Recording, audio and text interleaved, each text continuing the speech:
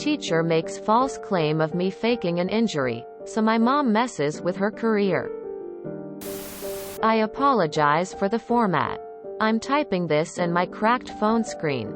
I, 15, F, have had a long and elaborate history with injuries, especially breaking my arm, starting from literally the day I was born.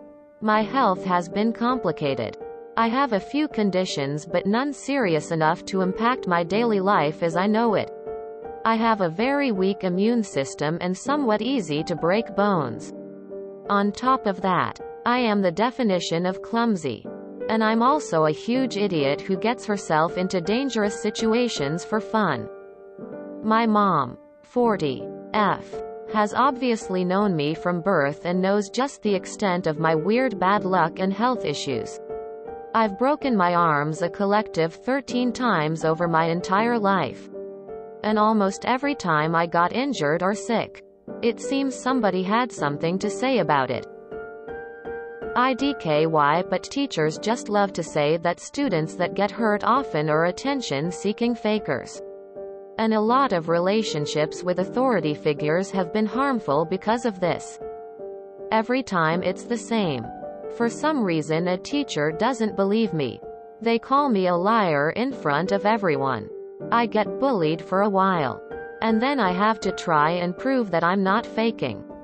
I could post so many stories about teachers doing this, but this is a story about the time my mom actually managed to get revenge. This all took place around 7th grade. I was 12 at the time and I had broken my wrist by climbing on top of something I wasn't supposed to. And then falling off like a dumbass. My wrist was in a Velcro cast since I'm very allergic to the regular cast material. As they figured out through many cases of trial and error.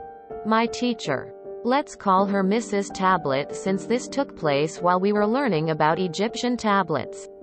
She taught history and our personalities clashed a bit. I'm more of a creative, adventurous, free thinker type and she was very conservative. By the book. And proper. We hadn't had any real issues before this but we just didn't mesh well. She was absent one day and we had a sub in.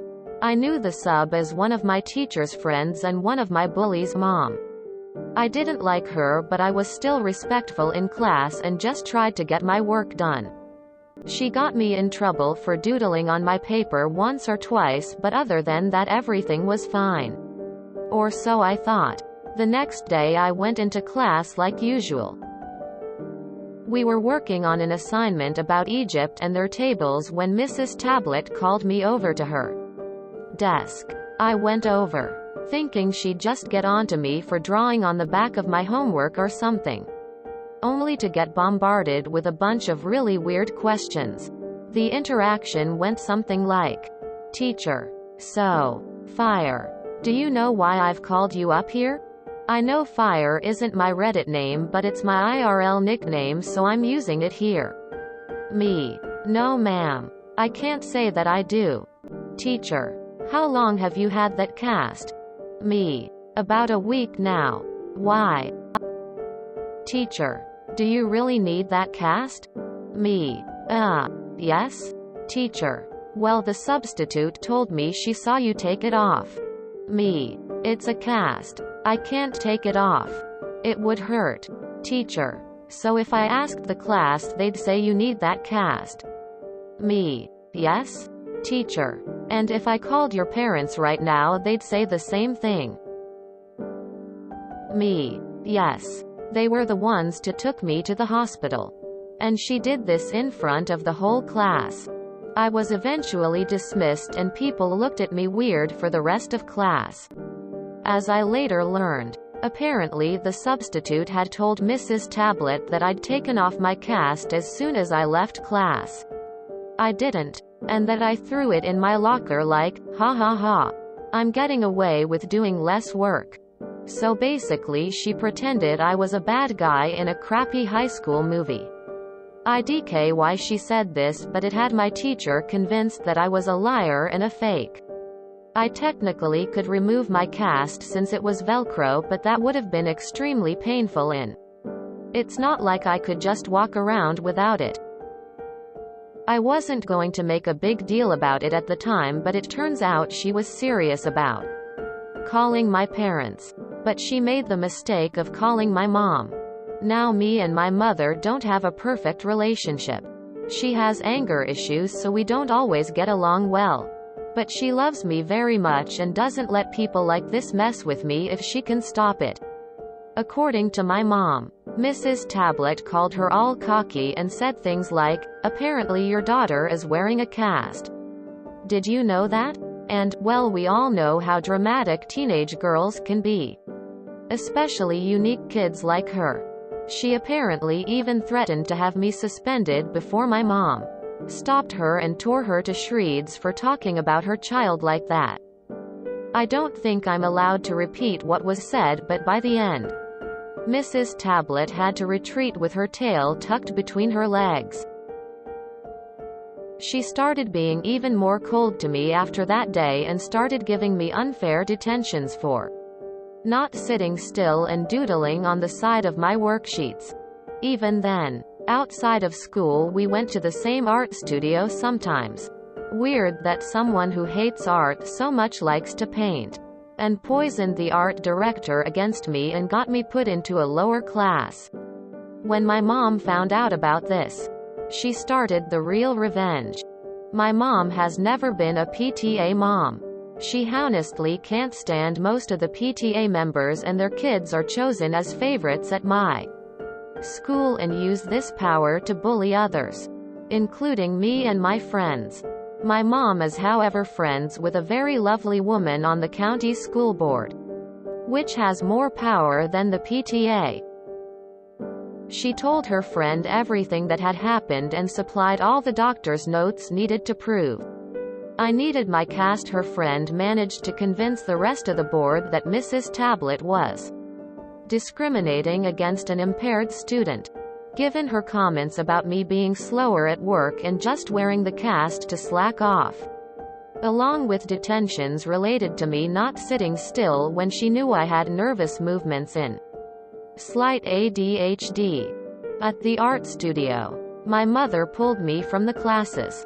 I took it upon myself to inform the fellow kids about why. And rumors spread quickly. Soon enough kids were getting pulled left and right, and my art teacher was pulling at strings to try and get the situation under control. I actually think the studio went into temporary closure before reopening again. She was suspended for a week to go under investigation, and it turns out she treated a lot of the unique, as she put it, students in a similar way. She was verbally reprimanded by 2 different departments. And instead of getting her standard raise over the next 3 years, she'll only get half of that. Not only that, but she had to retake a course on how to properly treat students. And if she's ever caught to cross this line again, she'll lose tenure. She'll just be getting her bonus back at the start of next school year, and I'd just like to say that I hope she learned her lesson. TL. Doctor. Teacher claims I'm faking my broken wrist. Calls my mom. My mom calls her friend at the county school board and gets her suspended for discrimination. And gets unfair art program temporarily closed. Edit. I had misremembered the punishment given to that teacher. Upon asking my mom to retell the story, I fixed it to make it accurate. Thank you to the Redditor that pointed out the mistake. I suppose that my 12-year-old self remembered a raise as a bonus for some reason. Reminds me of the time my mom had to get our doctor into a meeting with my school counselor because she didn't believe I had whooping cough. Doc basically told her she was an idiot and could have caused an outbreak if they'd forced me to go to school. I also had that happen. I have Ehlers-Danlos syndrome, which not only causes me to dislocate every day, but it has also led to 9 broken bones. In my case, the principal called my mom to say I was attention-seeking by breaking my bones. What child does that? Ever? I'm now a teacher. And that kind of talk doesn't fly with me. It still happens, unfortunately. But when I hear a teacher pulling that shit, I get angry and I will overshare to get my point across, including excruciating detail about dislocated joints and what it takes to put them back together. It does tend to shut them up. Sorry you went through that op. You might want to research EDS and osteogenesis imperfecta. I'm surprised with so many cases of being clumsy a doctor hasn't diagnosed you with a bone degenerative disorder or something similar. That is wild. Plus, if I had a student that popped up every year with a different broken body part, one would personally be calling DHS in fear of abuse. I'm glad that's not the case with you, but something is definitely up, and breaking your arms 13 times within 15 years is not normal or okay. Please seek a new doctor if they refuse to give this the attention it needs. My mom, 40, has obviously known me from birth, like something Douglas Adams would write. Even if you were faking. The way she went about that was wrong on so many levels. When I taught second grade, I had a chronic faker. Parents were going through a divorce and she was starved for attention. I gave her pretty band-aids for her ant bites, and let her linger at the water fountain extra long. When she had a headache, it got better when I let her sort the mail, pass out papers. Then she could flit around like a butterfly and have attention without malingering. Middle schoolers are in even more dire need of positive attention. Kids are mean. Yo. I know you like art, but stay away from comic books. Especially if the kids start calling you Ms. Glass. I don't know if Bruce Willis can track down another one of you. My sister has horrendous allergies. Like sometimes prescription stuff doesn't work. She uses tissues to blow her nose and would quietly get up and get them in several classes. One teachee. All I can remember is she has a huge white afro. Yes, white. Hated my sister. Got her detentions and bullied her constantly, to the point where my school-loving smart sis wanted to quit and drop out. My mom went down to the school after buying a huge box. I am talking like a 10 pounds box of tissues. Spray painted, last name tissues only. And after being escorted into the principal's room with said Afro teacher and the principal, she dropped the box in front of the teacher and didn't quite yell or shout, but said authoritatively, "These are for my daughter only. For your classa. Because you do not have the decency to allow my daughter a simple tissue due to severe issues. I won't share her medical information with you to prove jack shit, lady. As you are nothing but a disgusting, nasty, haughty bully that does nothing but hurt children to bolster your own ego and social standing among your equally screwed up peers." Then she walked out. How do I remember this? I was outside listening with the clerk. Reminds me of the time my teachers thought I was faking a hypoglycemic event at school. Yeah, no. Being type 1 diabetic and all. And refused to let me treat it. So I had to be rushed to hospital because I passed out and they couldn't wake me. Nothing was done to them though. Good old South Africa. I don't think I'm allowed to repeat what was said. We will allow it just this once. Damn, never broke a bone must hate you. Please have yourself tested for celiac disease, ADHD, brittle bones, small stature, and digestive problems are all prominent symptoms of uncontrolled celiac on a high gluten diet. I didn't get diagnosed till 44 years old. Don't suffer your whole life like I did just because of something you ate. I wish I had a ProRevenge story on a teacher. My whole class almost did on a Spanish language teacher from Spain. She told a Dominican girl in front of our whole class, Dominicans can't speak Spanish. She would always bring up how better Spaniards are when it came to language. So I noticed this. Along with other friends, we started talking about Spanish words which for us meant average things. To Spaniards was a curse or bad word. Hostia, for example, for Spaniards is a bad word. For us is the bread we get on church on Sunday after confession. Play on words. Then we continue to make fun of her snake-like accent. Spaniards sound like snakes when they talk. I sound messed up. But she brought it on to herself. Other people picked it up. Eventually she tried to do the poisoning of the mind. My mother heard it. She asked me. I bluntly said why I was acting like that. Mind you, my mother tried to get me into private school. Willing to pay. I told her, I know myself. You would waste your money. Just let me attend regular school. She understood. When it came to report card, I told her, this will be my grades and this will be the critiques. Feel free to go, but you will hear this. With that being said, the reason why everyone in class hated this teacher was for what I already stated. Plus she threatened us with failing grades. A lot of parents tore a new ass on her, as 99% of the class hated her. Eventually so many complaints happened. The dean and principal walked in and spoke to us. We said it out loud why we couldn't stand her.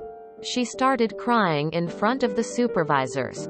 We all just went, Are you serious? She wasn't fired. But she didn't failed anyone. We made sure she suffered each day of our semester. To this day I wonder, why do people love power trips? I'm the mama bear. I have an immunocompromised child. I'm the one that makes the teachers cry. My daughter is type 1 diabetic and people take diabetes jokes in the media as license to make my daughter's life difficult, so I make their lives hell. The amount of fights my mother had with school admin of me being chronically sick is insane. And trying to not force me to leave to see the nurse every time I had to take a medicine. I totally get this. Good on her for pushing back hard and getting something done. I ended up getting lucky with a few front office ladies who just knew the crap I was going through and handed me a pass and said to come to them to take meds. I'm having a good day and don't want to make assumptions, but you think you have ADHD? I just feel a connection, cause doodling and drawing was my coping mechanism that got me to focus in school. Couldn't focus for the life of me if I tried to sit in class without it. That reminds me of the time my math teacher called my mother and chastised her for letting Koala skip school on her birthday. My mother lost it and chewed her out for making assumptions. I was actually at the funeral of my much-loved uncle. Reminds me of the time that my mom, who had a temper, swore at my 6th grade English LA teacher because my teacher thought I had ADHD. Didn't. Got tested for that when I was super young prior to attending school. As an 11-12-year-old and an adult now, I still think this is the most hilarious thing. I had to ask my dad to meet the principal at one of my son's schools because her and my relationship had completely broken down. The first thing she said to my dad was, I think there's a discipline problem at home, and my dad stopped her and set the record straight that I was a strict mom. My son has severe behavior disorders, which she knew all about. My friend once was completely out of it in class. We were juniors in high school, I believe. And I made the executive decision to basically drag him to the nurse's office. It involved a lot of baby talk and arranging limbs because he had a good 6 inches of height on me and couldn't walk on his own. In the hallway, we ran into the vice principal. I gave him the rundown and he immediately minimized everything and insisted that I get my friend a Gatorade and some electrolytes and get him back into class. I point blank said, no. He is going to the nurse's office and going home. Eventually he did get home and went to the doctor. Turns out it was strep throat and he was down for a whole week. The faith school faculty has in our health is astounding. I didn't realize how common of a problem this was until reading this thread. I had an issue with my third grade teacher refusing to allow me to go home when I had a severe migraine. All three of my older sisters had gone to the same school as me, so the teachers all knew my family. And it did not go well for her when a different teacher had to walk me home covered in my own vomit, because she had refused to believe that kids can get migraines. Thankfully, we only lived at the end of the street. If you enjoyed this video, please check out our playlists full of similar content. Epic Eracast is like doom scrolling for your ears. Please like, share, and subscribe.